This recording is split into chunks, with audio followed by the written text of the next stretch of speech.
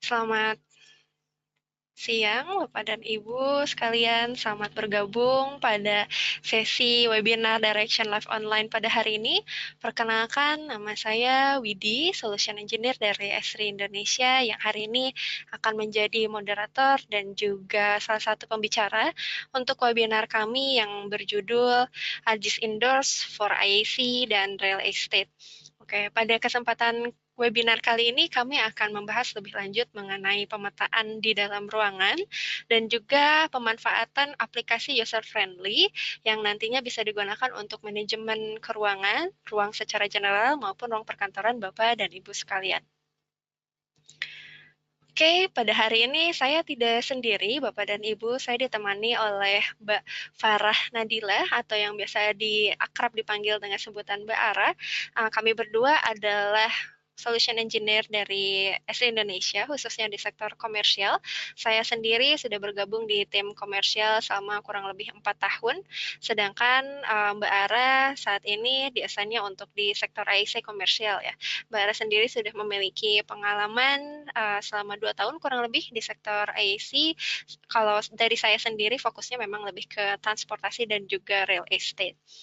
Oke, sebagai informasi Bapak dan Ibu sekalian, jika ada pertanyaan selama sesi webinar hari ini, silahkan untuk langsung dimasukkan ke question box yang ada di panel GoToWebinar sebelah kanan. Nanti di sesi akhir, saya dan Mbak Ara akan membantu untuk menjawab beberapa pertanyaan yang masuk dari Bapak dan Ibu sekalian. Oke, baik. Kalau seperti itu, kita akan masuk dulu ke sesi Arjayas Indoors. Akan tetapi sebelumnya saya mau ada pertanyaan untuk semua attendee yang saat ini sudah hadir. Mungkin nanti bisa diisi ya pollnya Bapak dan Ibu sekalian. Pertama, pertanyaannya adalah terkait uh, dari sektor mana saja saat ini Bapak dan Ibu berasal ya? Apakah dari sektor IC atau bukan?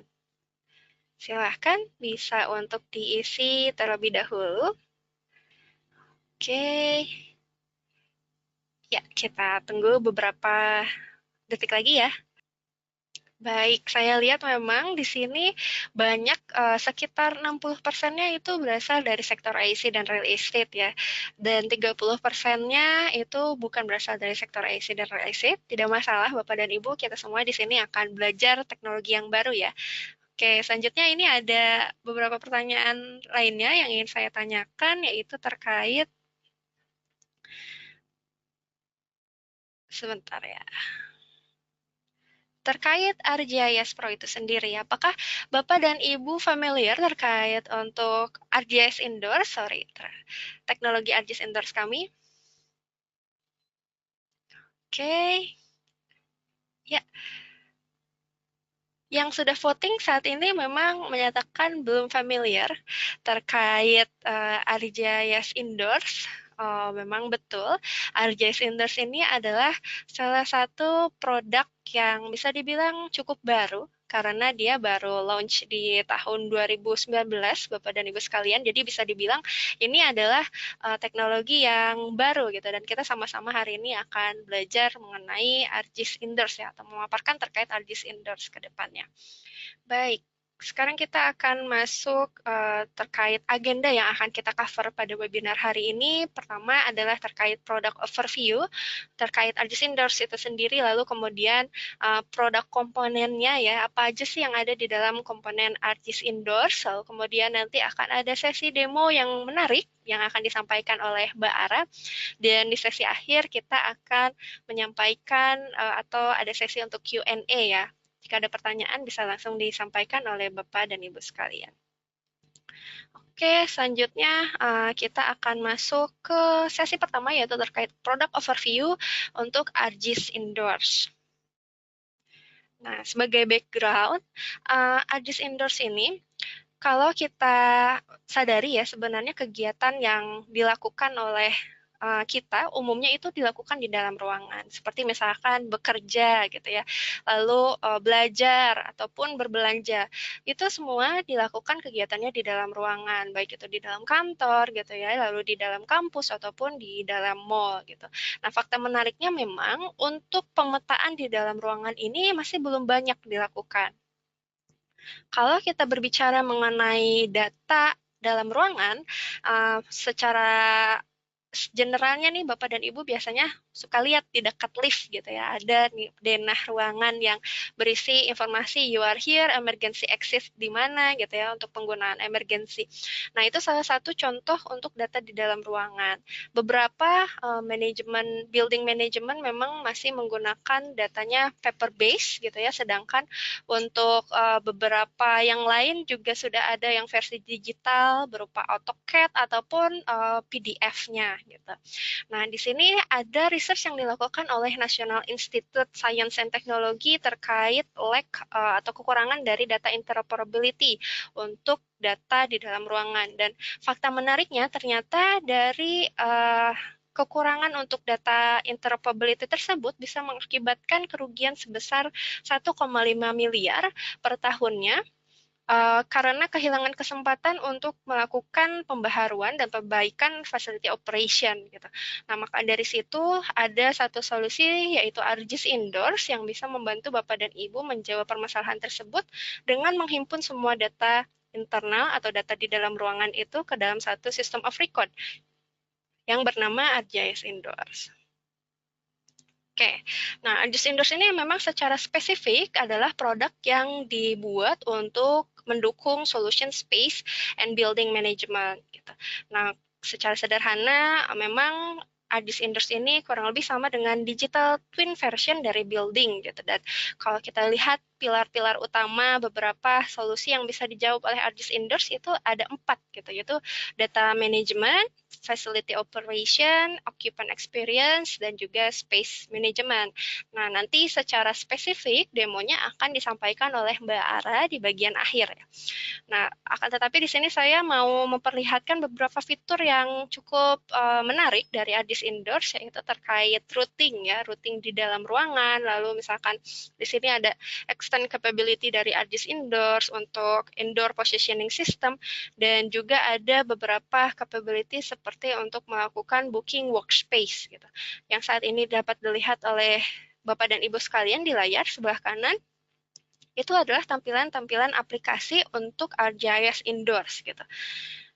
Oke, kalau tadi kita berkenalan dengan produknya namanya ArcGIS Indoors, lalu di sini ada term terkait Indoor GIS gitu ya. Sama halnya dengan proses pemetaan di luar ruangan, Indoor GIS ini melakukan proses pemetaan di dalam ruangan, mulai dari proses pengambilan data, analisis, sampai melakukan proses sharing dan collaboration gitu. Tentu saja untuk data manajemen itu didukung juga dengan ArcGIS Indoors dalam hal menghimpun data floor plan, misalkan dari data CAD dan juga building information model.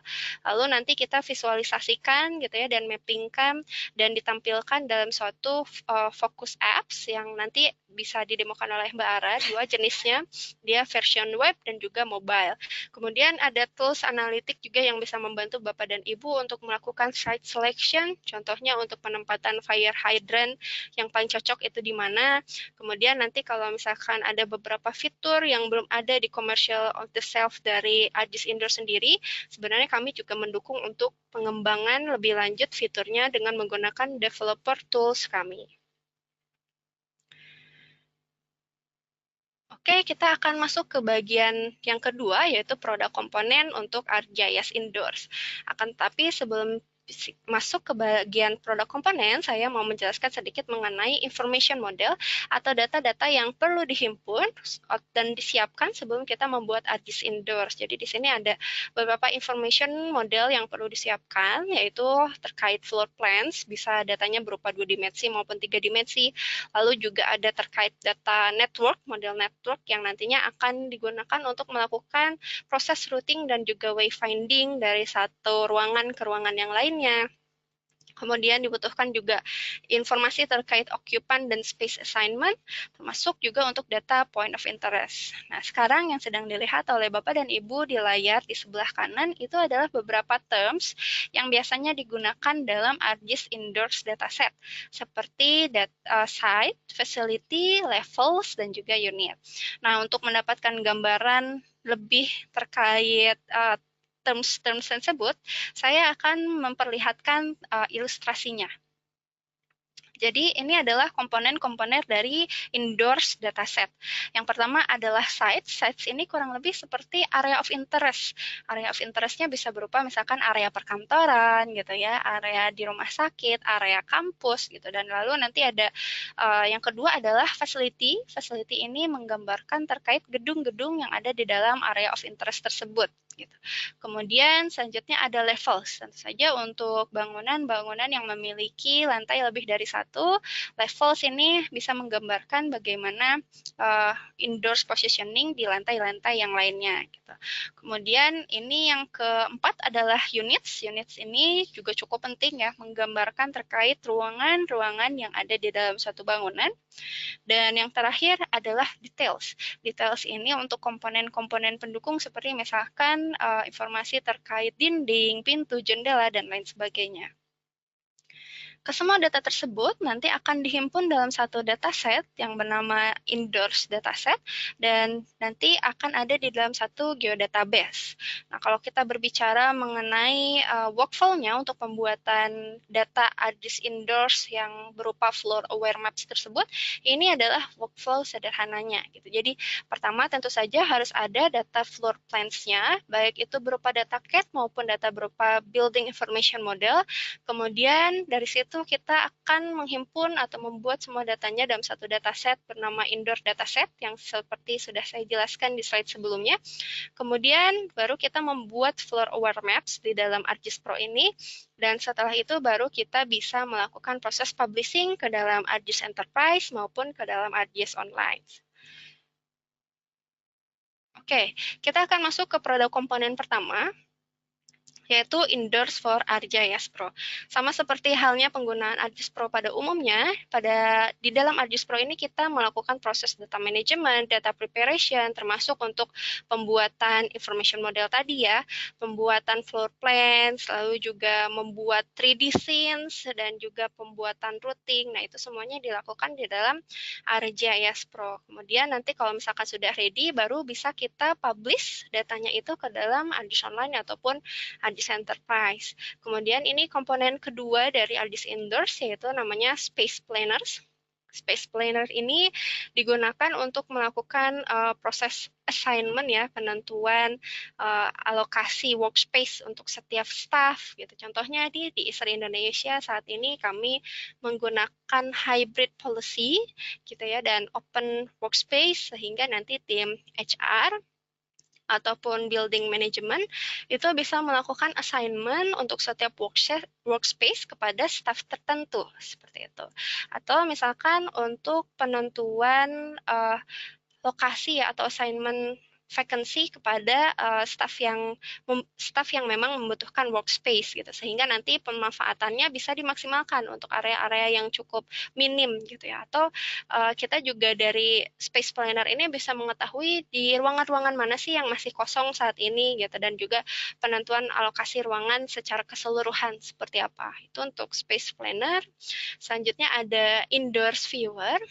Indoors Viewer ini dia berupa web application dan secara general penggunaannya bisa digunakan untuk mencari dan menentukan rute gitu ya untuk ke suatu ruangan, mencari orang gitu ya atau POI termasuk juga work orders gitu dan salah satu penggunaan Indoors Viewer ini adalah untuk reserve workspace.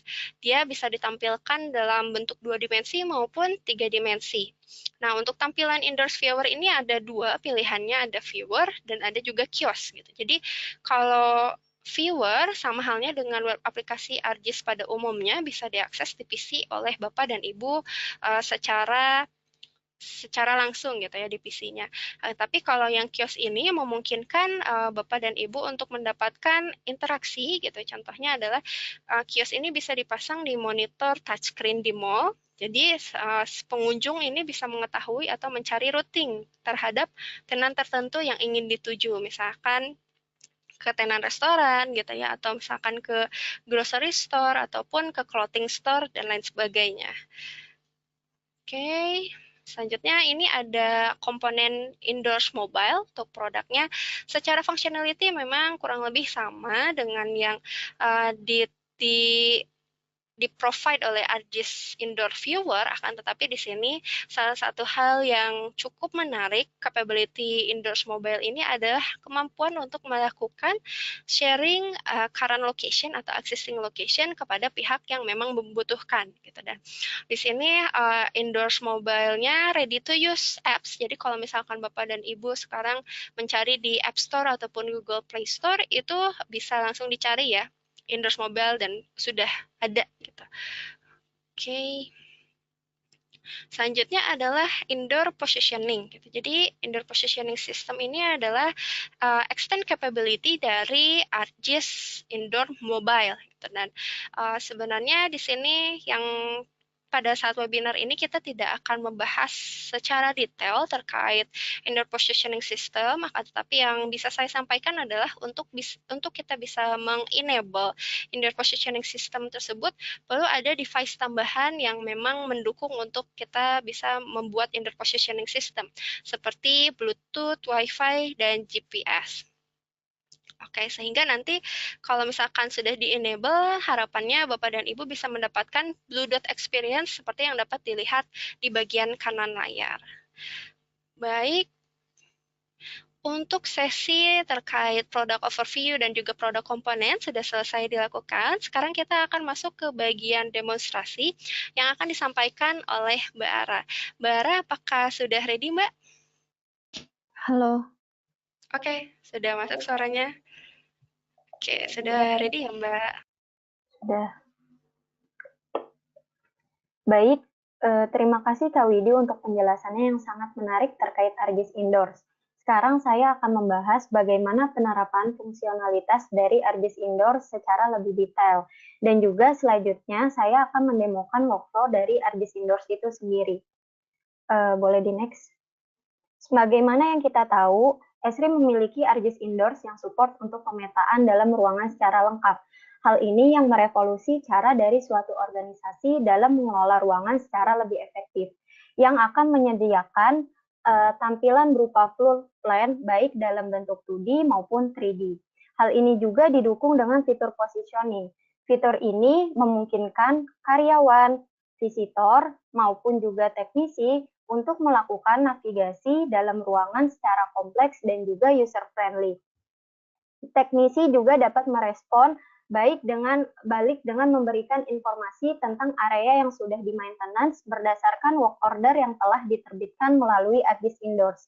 Selain itu, ArcGIS Indoors juga memungkinkan melihat di mana orang-orang berada dan keberadaan aset-aset perusahaan terpetakan secara real-time. Kita juga di ArcGIS Indoors dapat merencanakan ruang untuk membuat suatu model berupa model digital twin dengan mengintegrasikan model digital twin tersebut seperti melakukan data cap, building information modeling, dan juga reality capture. Selanjutnya, di ArcGIS Indoor juga kita dapat mengumpulkan data untuk membuat analisis guna mendukung pengambilan keputusan terkait penggunaan ruangan. Hal ini membuat hasil analisis kita dapat digunakan secara efektif dalam pengambilan keputusan yang strategis. Sekarang saya akan menjelaskan workflow dari ArcGIS Indoors. Di sini langkah pertama dimulai dengan melakukan persiapkan data CAD.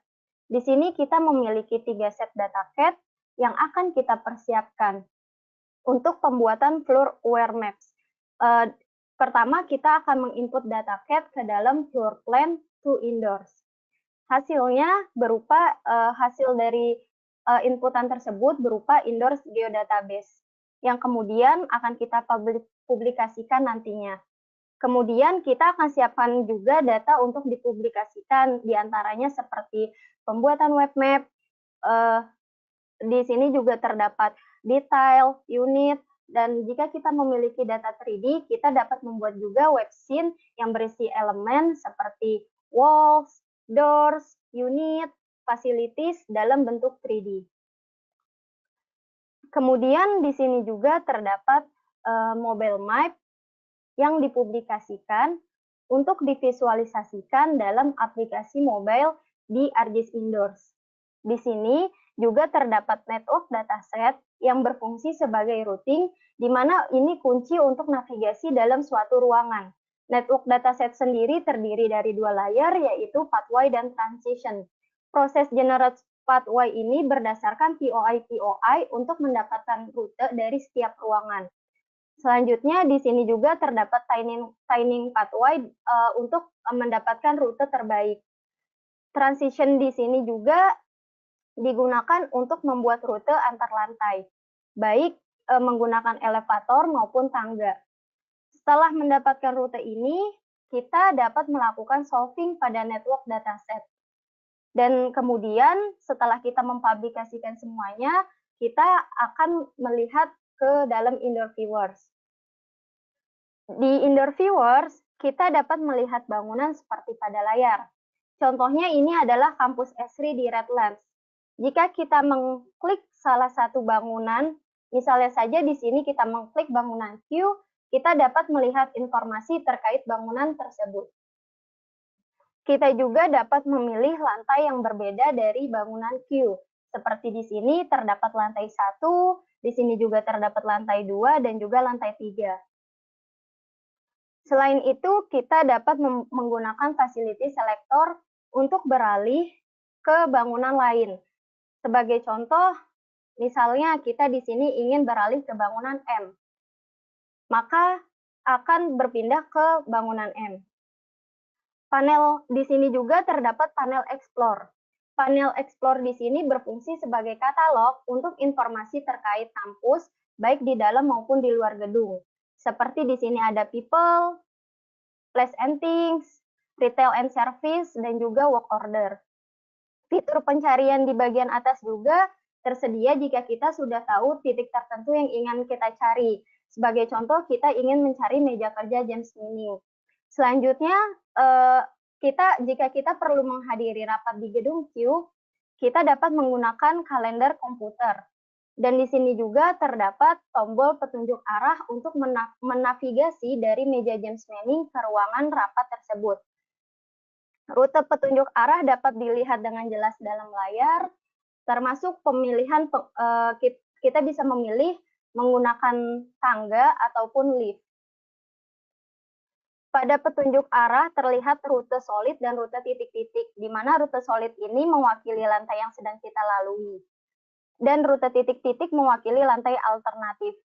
Di sini juga terdapat tombol auditori dan juga tambahan seperti jarak tempuh, perkiraan waktu tempuh juga disediakan.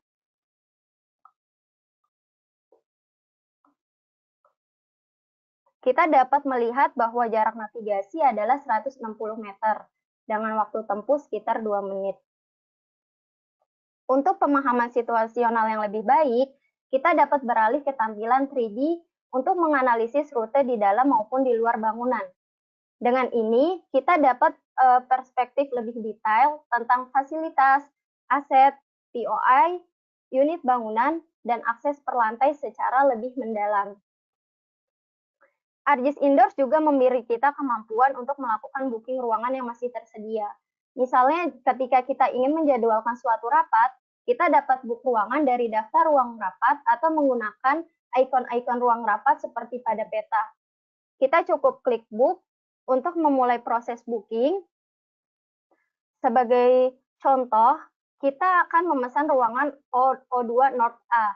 Selanjutnya kita atur informasinya dan kita cukup klik konfirmasi. Selanjutnya akan muncul jendela konfirmasi dengan opsi untuk mendapatkan informasi rapat ke dalam kalender atau share ke Outlook. Space Planner memungkinkan kita mengelola ruang secara lebih efisien dan tepat guna. Di sini kita dapat mengatur lokasi dan kapasitas ruangan dan ketersediaannya. Dalam Space Planner terdapat dua entitas utama, yaitu people dan unit. People berkaitan dengan penempatan orang ke dalam suatu ruangan, sedangkan unit menunjukkan ketersediaan ruang yang dapat ditempati. Dari kedua opsi ini, kita dapat mengalokasikan apakah kita ingin menempatkan orang ke dalam ruangan atau mengisi ruangan tersebut dengan orang. Kedua opsi tersebut dapat di-assign ke ruangan seperti di sini ada outdesk ataupun hotel. Sebagai contoh, pada layar terdapat dua orang yang belum di-assign ke ruangan. Sementara pada ruangan 1215H sudah terisi penuh dengan kapasitas sejumlah 3 orang. Maka kita akan mencari ruangan lain untuk menempatkan orang yang belum di-assign tersebut, seperti di ruangan 1225. Setelah proses assign, kapasitas ruangan 1215H akan berkurang menjadi hanya tersisa 1 orang. Dan kita dapat melakukan hal yang sama untuk menempatkan setiap orang secara merata ke dalam setiap ruangan. Selanjutnya, kita juga dapat melakukan pengosongan atau unassign terhadap okupansi suatu ruangan. Sebagai contoh, di sini kita akan mengosongkan 3 ruangan. Kita akan menggunakan fitur select. Ruangan yang sebelumnya terisi oleh 3 orang, kemudian kita kosongkan, sehingga pada bagian kolom people nantinya akan menjadi terisi kembali, karena pengosongan ruangan tersebut. Selain itu, kita juga dapat mengatur, seperti mengatur delete assignment yang menandakan bahwa nantinya ruangan tersebut tidak dihuni atau kosong, kecuali jika kita mengatur ke mode occupied. Baik, di sini terdapat operation dashboard. Di sini juga kita dapat membuat dashboard, salah satunya adalah dashboard operasional ARGIS Indoors untuk work order.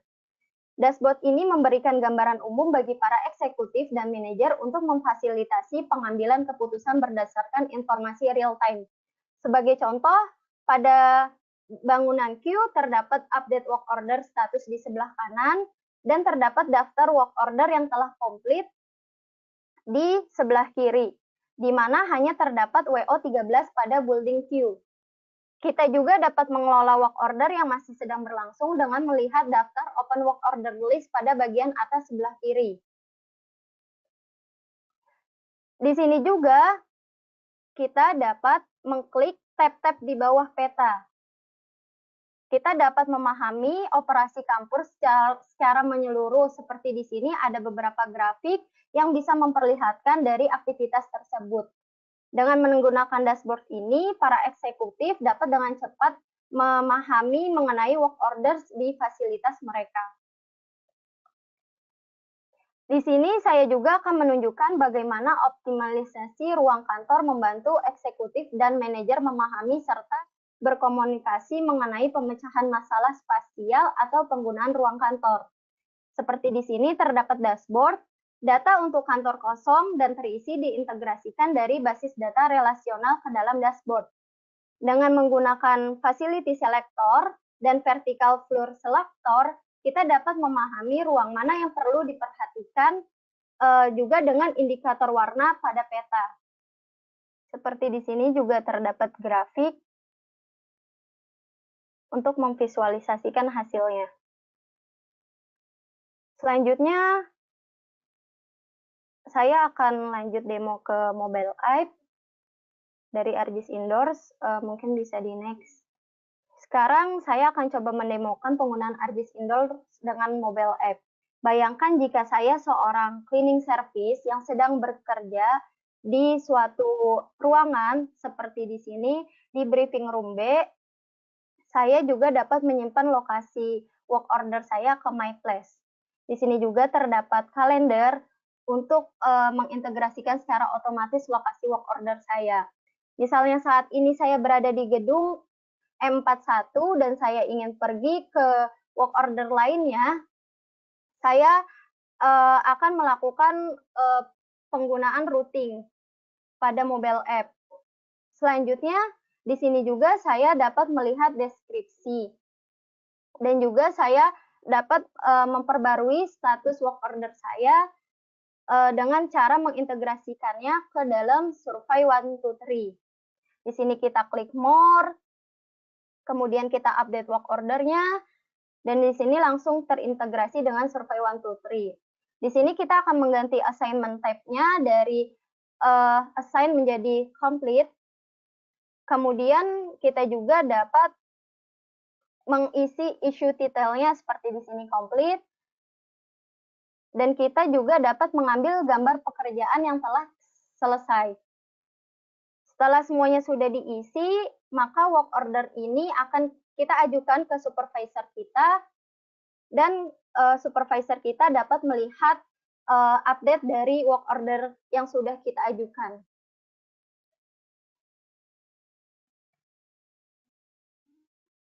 Ini merupakan fitur-fitur utama ArcGIS Indoors baik pada versi web maupun versi mobile. Sekian dari saya, untuk selanjutnya saya kembalikan kepada Mbak Widi. Ya, baik. Terima kasih Mbak Ara atas demonya yang sangat menarik. Saya lihat tadi untuk hampir semua fitur ArcGIS Indoor yang sudah dijelaskan sebelumnya sudah didemokan oleh Mbak Ara. Kemudian kita akan masuk ke sesi Q&A. Saya ingatkan kembali untuk Bapak dan Ibu sekalian yang saat ini sedang menghadiri sesi Direction Live Online webinar kami, bisa langsung menambahkan pertanyaannya di kolom question pada panel GoToWebinar di sebelah kanan. Nanti untuk semua pertanyaannya akan kami coba jawab ya, untuk beberapa pertanyaan yang masuk. Oke, saya tunggu untuk beberapa saat.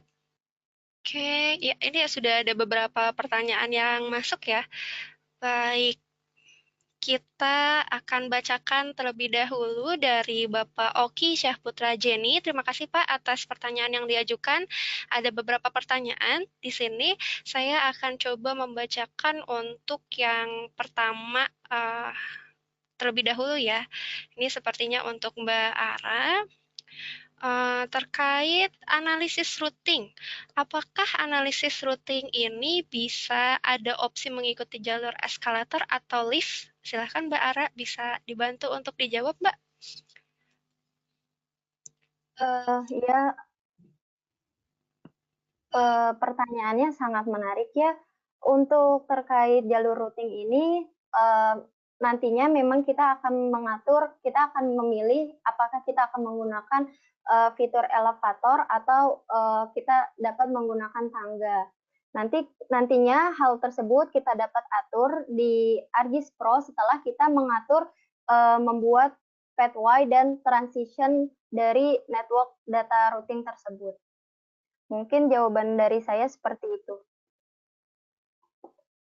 Baik, terima kasih Mbak Ara tadi atas jawabannya lah. Lalu di sini Pak Oki juga bertanya terkait apakah ArcGIS Indoor bisa juga melakukan analisis utility seperti network kabel dan juga pipa air jika ada data cat-nya. Oke, saya akan bantu menjawab untuk pertanyaan tersebut Pak Oki.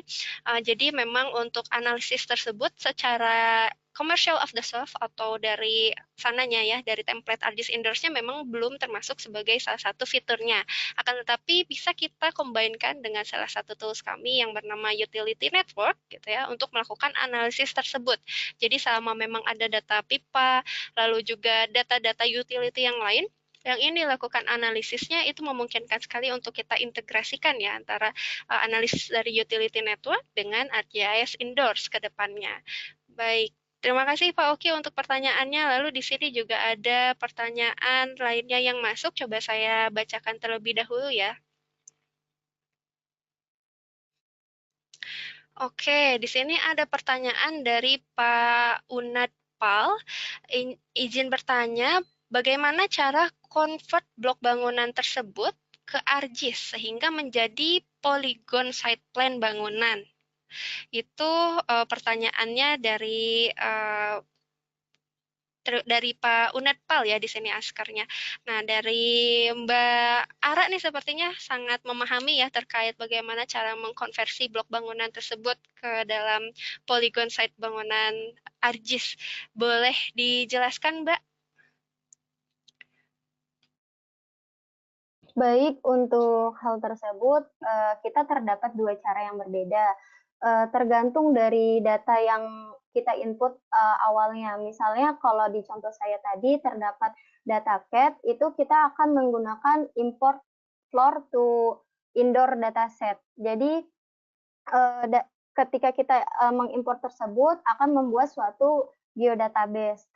Tetapi jika kita menggunakan data building information modeling yang bentuk formatnya adalah RVT, kita bisa menggunakan import BIM to indoor geodatabase yang nantinya akan membuat suatu geodatabase seperti unit, level, facility, dan juga detailsnya seperti itu. Baik, terima kasih Mbak Ara atas jawabannya. Mudah-mudahan bisa menjawab pertanyaan dari Pak Unadpal ya di sini. Kemudian ini ada pertanyaan lainnya yang masuk dari Pak Febri Kurniawan. Pertanyaannya adalah, apakah ArcGIS Indoor ini bisa diintegrasikan dengan ArcGIS Urban atau City Engine, misalnya untuk analisis kontekstual site-nya? Yang kedua, apakah bisa diintegrasikan dengan AutoCAD atau GIS BIM? Gitu. Saya akan bantu menjawab pertanyaan dari Fa Febri di sini. Pertanyaan pertama adalah terkait apakah bisa diintegrasikan dengan ArcGIS Urban dan juga City Engine untuk analisis kontekstualnya. Tentu saja hal tersebut memungkinkan, Pak, karena memang output dari kami juga berupa website gitu ya, atau scene 3D yang nantinya bisa ditampilkan juga di dalam ArcGIS Urban gitu untuk melakukan analisis tersebut. Dan betul tadi seperti yang sudah dijelaskan oleh Mbak Ara bahwa ArcGIS Indoors ini bisa diintegrasikan dengan data AutoCAD dan juga GIS Building Information Model karena itu merupakan salah satu data inputan untuk kita bisa membuat modeling ArcGIS Indoor tersebut. Terima kasih Pak Febri untuk pertanyaannya. Karena masih ada waktu, di sini saya akan mencoba untuk membacakan pertanyaan lainnya. Dari Pak Vicky Arman. Di sini pertanyaannya cukup menarik ya, terkait use case. Jadi pertanyaan dari Pak Vicky Arman ini adalah, apabila ada bangunan dengan 10 lantai dan terjadi bencana di lantai 8, seperti kebakaran misalnya, apakah analisis routing yang efisien bisa dilakukan? Nah, ini bisa dijawab oleh Mbak Ara sepertinya. Silahkan Mbak Ara. Sangat memungkinkan untuk use case tersebut karena dalam pembuatan analisis routing kita dapat mengatur routing networknya tersebut. Sebelum untuk pembuatan network ini awalnya kita membuat dengan mengenerate dari ArcGIS itu sendiri, jadi ArcGIS akan mengenerate secara generalnya. Kemudian kita akan mengatur terkait routing-routing yang ingin kita lakukan terkait routing otomatisnya secara lebih detailnya. Mungkin jawaban dari saya seperti itu. Baik, terima kasih Mbak Ara atas pertanyaannya. Jadi sangat memungkinkan ya Pak untuk kita bisa menentukan routing yang paling efisien ketika memang terjadi kebencanaan gitu. Karena memang functionality dari ArcGIS Indoors ini salah satunya adalah untuk melakukan network routing di dalam ruangan, baik itu untuk yang ruangan satu lantai ataupun memiliki level lebih dari satu, seperti itu. Oke, karena masih ada waktu sekitar 1 menit lagi, saya akan coba bacakan pertanyaan lainnya dari Bapak Zainul Abidin ya di sini. Jadi dari Pak Zainul Abidin, itu ada pertanyaan terkait license ArcGIS Indoor, apakah itu sudah include di ArcGIS, di ArcGIS Pro atau seperti apa? Nah, ini sepertinya bisa dibantu dijawab oleh Mbak Ara. Silahkan Mbak Ara.